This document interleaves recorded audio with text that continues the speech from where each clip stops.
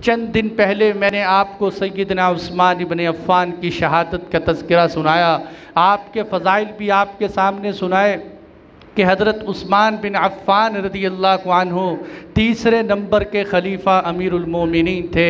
ये वो सहाबी रसूल थे जिनको अल्लाह के नबी की दोहरी दामादी का शर्फ़ हासिल था, और ये वो सहाबी रसूल थे जिनसे फ़रिश्ते हया करते थे, और ये वो सहाबी रसूल थे कि जिनका माल अल्लाह के लिए वक़फ़ और दीन की खिदमत के लिए वक़फ़ था, मुसलमानों की हिफाजत के लिए वक़फ़ था। और ये वो सहाबी रसूल थे जिन्हें कुरान ने जामिउल कुरान कहा।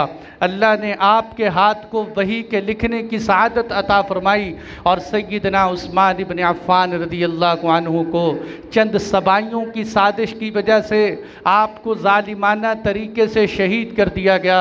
लेकिन वो लोग कि जिन्होंने हज़रत उस्मान को शहीद किया था, उनमें से किसी एक का भी अंजाम अच्छा नहीं हुआ।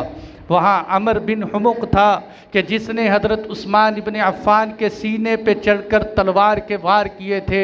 इस अमर बिन हुमुक को अल्लाह ने इस्तिस्क़ा की बीमारी लगा दी, जिसकी वजह से इसके जिस्म में आग के शोले निकलते थे।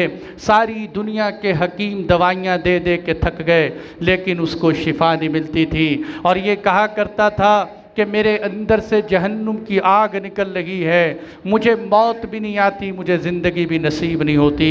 ये वो अमर बिन हुमुक जिसने हज़रत उस्मान के सीने पर चढ़कर वार किए थे, और अश्तर ग़ुलाम के जिसने हज़रत उस्मान इब्न अफ़्फ़ान पर जुल्म किया था, उसको जहर दे दे कर तड़पा तड़पा कर मार दिया गया।